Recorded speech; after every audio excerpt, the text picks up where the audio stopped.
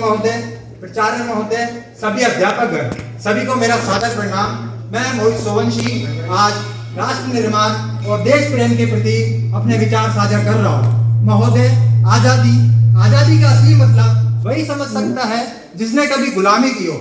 हम सौभाग्यशाली है कि हमने स्वतंत्र भारत में जन्म लिया। यूं तो आजादी की लौ 1857 की क्रांति में जल चुकी थी, जो मशाल बनकर 1947 को हमारे देश को आजाद कराई। प्राचीन, मध्यकालीन और वर्तमान भारतों के उदाहरण से स्पष्ट करना चाहूंगा, जब हम फिरंगियों के फेरे में फंस गए थे तो रंगदे बसंती चोला की एक आवाज पर टोले के टोले उमड़ाते थे। और आज मुझे गर्व होता है कि हमारे देश का युवा अपनी पीढ़ी को सोशल मीडिया के दुष्प्रभाव को खत्म करने के बजाय शिक्षा पर ध्यान दे रहा है।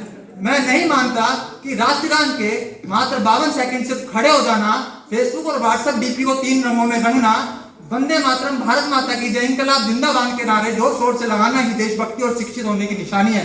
अगर अब आप ये कहेंगे कि 15 अगस्त और 26 जनवरी साल में 2 बार तिरंगा हाथ में ले लेना देशभक्ति है, तो मैं पूछना चाहूंगा कि फुटपाथ पर बैठा हो गरीब बच्चा, ट्रैफिक पुलिस की छाव में नंगे पांव में हाथ में तिरंगा बेच रहा हो वो लड़का, क्या ये उसकी देशभक्ति कहेंगे? ये उसकी देशभक्ति नहीं, बल्कि उसके पेट के भूख की शक्ति है जो उसे ऐसा करने को मजबूर कर रही है। महोदय, हमारा राष्ट्र निर्माण तब संभव होगा जब एक गरीब को काम दीजिए, दान नहीं, बल्कि दान देने के इच्छुक है तो रक्तदान कीजिए और मरने के बाद अंगदान देकर जीते जी रक्तदान कीजिए। यही देशभक्ति और शिक्षित होने की निशानी है। महोदय, हमारा राष्ट्र निर्माण तब संभव होगा जब एक नागरिक नैतिक रूप से सटीन, चारित्रिक रूप से भ्रष्ट, मानसिक रूप से दिवालिया, आर्थिक रूप से कंधा, राजनीतिक रूप से गंदा, शैक्षिक मान मूल्यों के आंकड़ों से छिन्न छिन्न पे मंद अखंड भारत को खंड खंड करेगा, तब तक हमारा राष्ट्र निर्माण संभव होगा। महोदय, हमारा राष्ट्र निर्माण तब संभव होगा जब एक शिक्षक वेतन के लिए नहीं बल्कि ज्ञान देने के लिए पढ़ा है। और ऐसा मुझे, मैं गर्व के साथ कह सकता हूँ, ऐसा मुझे मेरे जैन टीटी कॉलेज के सभी अध्यापकों में नजर आता है। महोदय, हमारे राष्ट्र निर्माण तब संभव होगा जब एक युवा, महोदय, हमारा राष्ट्र निर्माण तब संभव होगा जब एक युवा शिक्षित होने के साथ साथ वो मंदिरों में जा जाकर नारियों को फोड़ फोड़ कर अपने भगवानों को रिश्वत लगाता रहेगा, तब तक हमारा राष्ट्र निर्माण संभव नहीं होगा। उसूलों पर आंच आए तो टकराना जरूरी है, उसूलों पर आंच आए तो टकराना जरूरी है। ओ अगर जिंदा तो जिंदा नजर आना जरूरी है। इन नई युवा पीढ़ियों को कौन समझाए कि कहां से बचकर चलना है और कहां चलना जरूरी है। जी हाँ महोदय, मेरी ये चंद पंक्तियां इस युवा भविष्य के दिमाग में चल रहे हर सवाल का जवाब दे देती है। आज युवा अपनी 4 बाय 4 इंच की छोटी सी कोमल उंगलियों के घर्षण मात्र से ही अपनी भावनाओं की इमोजी भेज रहा है। मेरा दोस्त है तो भारत का भविष्य ही तबाह कर रखा है।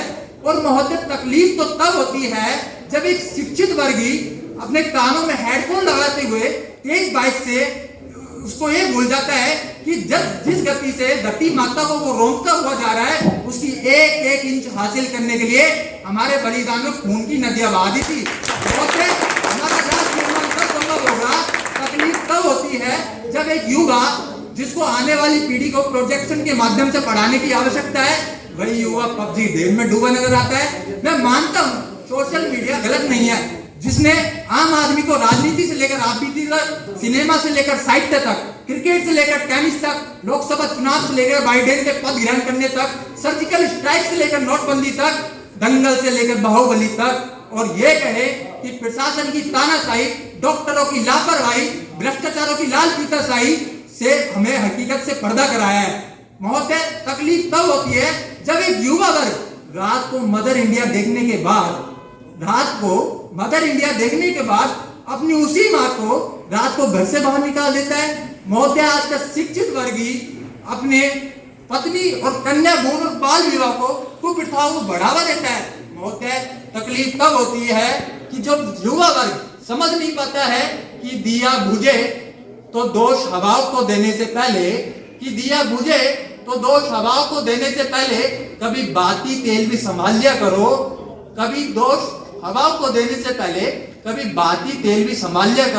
सूरज की गर्मी को कोसने के बजाय एक छाता सिर पर तान लिया